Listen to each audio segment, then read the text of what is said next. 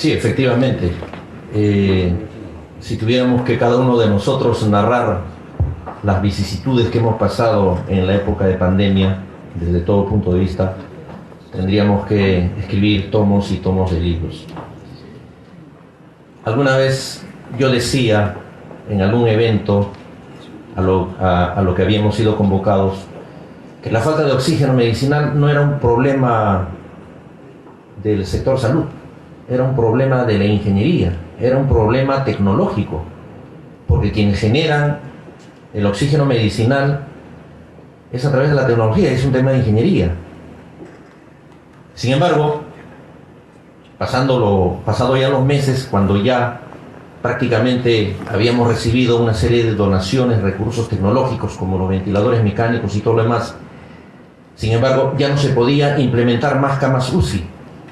¿Por qué? Porque el problema de fondo era que ya no habían más intensivistas, ya no habían más emergenciólogos que podrían ayudar al trabajo de los intensivistas en el trabajo de ventiloterapia, porque resulta que para un país de 33 millones de habitantes apenas contamos con 700 intensivistas a nivel nacional, apenas contamos con 500 emergenciólogos para 33 millones de habitantes.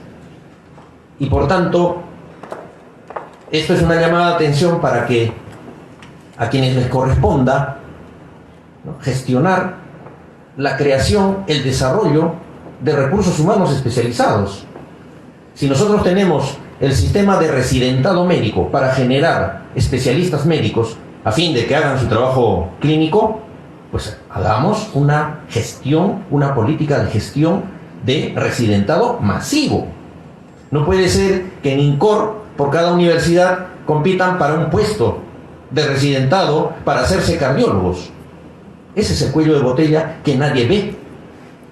Nosotros los ingenieros podemos impulsar, desarrollar de cualquier forma los recursos tecnológicos que se utilizan para el trabajo clínico. Pero si no desarrollamos paralelamente los recursos humanos encargados de desarrollar ese trabajo clínico, no hemos hecho nada. Y eso es lo que pasó en la pandemia, que ya no teníamos esos recursos. Ya de nada valía que tuviéramos ventiladores mecánicos, que tuviéramos otros recursos. Entonces, ante la falta de recursos médicos especializados, tuvimos que pensar en generar centros de autoterapia para ventilación y así evitar que los pacientes lleguen a UCI. Y si no, a través de la ventiloterapia de alto flujo masiva, podamos un poco atenuar el problema. Pero gracias a Dios llegó la vacuna y realmente pudimos vencer este problema. Muchas gracias, Mesías. Yo a continuación invito al general, doctor en gestión y administración, general de división Ejército Peruano, Walter Martos Ruiz, que como quien dijo Mesías Guevara, él tuvo la oportunidad de actuar en plena pandemia como primer ministro y obviamente también con funciones activas en la región Cajamarca. Por favor, adelante, general.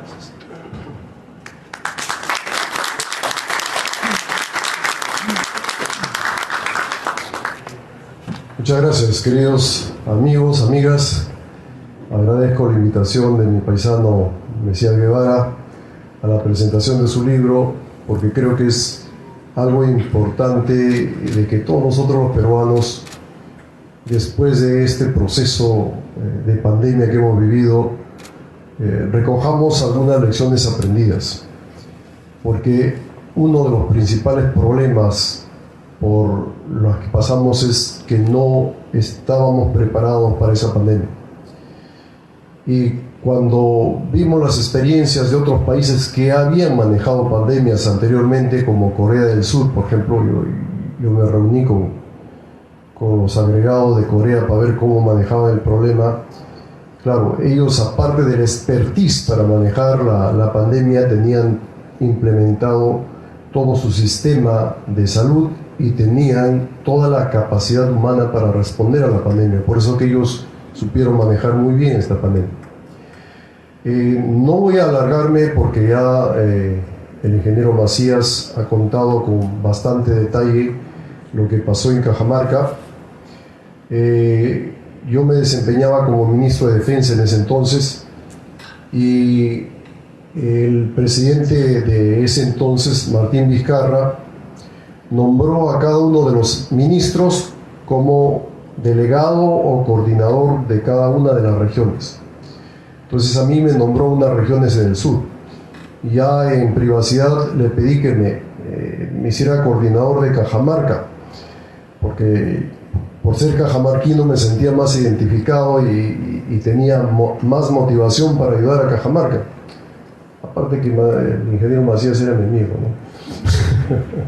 Pero bueno, él me dijo, está bien, te vas a Cajamarca, pero también tomas Lambayeque, porque Lambayeque ningún ministro quería hacerse cargo, porque el gobernador era sumamente conflictivo y había tenido un encuentro con dos ministros. Bueno, yo lo acepté y realmente fue una experiencia bastante grata, porque estrechamos la coordinación con el ingeniero Macías de las necesidades que había, y dentro de las necesidades que se requerían a nivel país, tratamos de darle cierta prioridad a las necesidades de Cajamarca. Y para eso me hice muy amigo justamente de la asesora de la ministra de Salud, que era la que generaba los recursos. Y era la que le cantamos el cumpleaños en Cajamarca, y por lo cual se hizo un problema grande también en la parte política. Pero bueno, algunas experiencias de esta pandemia, dándole una mirada a nivel país. La decisión que se tomó en el Consejo de Ministros fue bastante difícil, de parar al país completamente. ¿Y por qué se tomó esa decisión? Porque ya otros países estaban experimentando la pandemia antes que nosotros, por ejemplo en Europa, en Asia, y nosotros veíamos países desarrollados con una capacidad de respuesta hospitalaria muy superior a la que teníamos, y por no haber evitado el contacto de las personas a tiempo, llegaban sus muertos casi a 1000 diarios. Países como España e Italia llegaban sus muertos casi a 1000 diarios, teniendo una respuesta hospitalaria muy superior a la nuestra. Cuando se hizo el balance y se preguntó cuál era la capacidad que teníamos, era sumamente precaria. Pero no llegábamos ni a las 200 camas UCI a nivel nacional, a 33 millones de peruanos. El hacinamiento que se vivía en los asentamientos humanos era terrible. Entonces, si la pandemia comenzaba el contagio en forma exponencial, como había sucedido en algunos países, hubiese sido totalmente desastroso. Y había que equilibrar entre el aspecto económico y el aspecto de vida de las personas. Entonces, no había duda en ese sentido.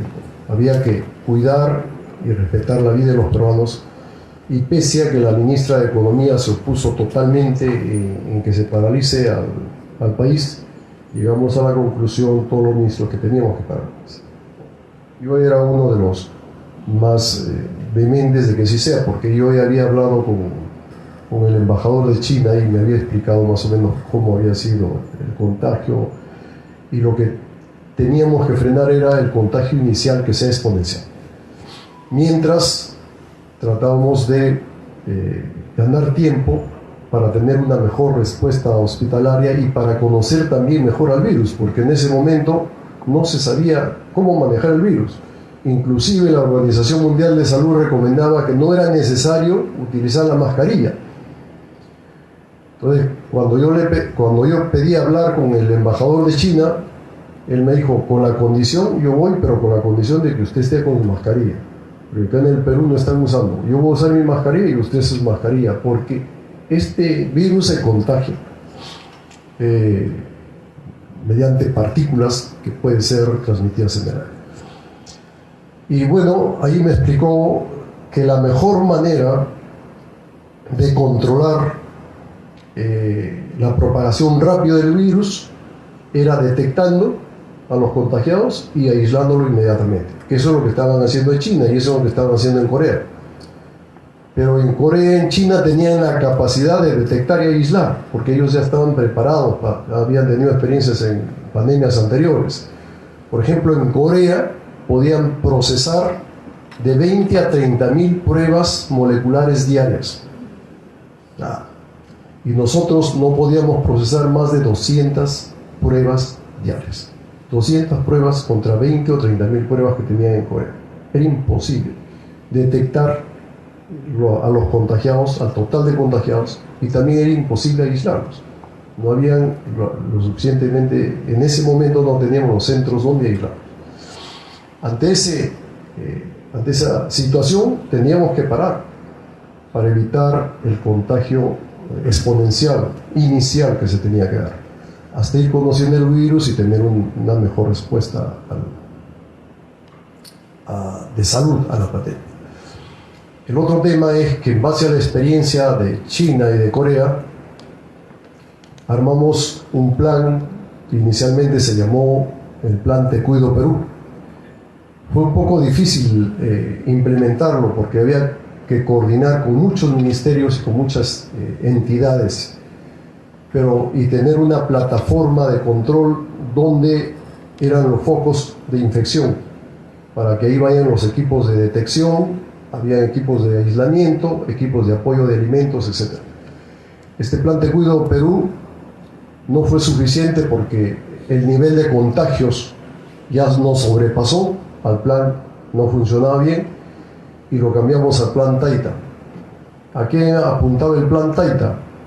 A cuidar a las personas vulnerables, que eran las personas mayores de edad, las personas que tenían alguna enfermedad tipo diabetes, hipertensión, obesidad, etcétera, que eran susceptibles de fallecer en caso de contagio. Entonces el Plan Taita era cuidar a esas personas. Iniciamos a detectar las personas vulnerables y tratar de aislarlas o en su casa o en la vía panamericana, que nos sirvió mucho, lo implementamos en 2 semanas la vía panamericana.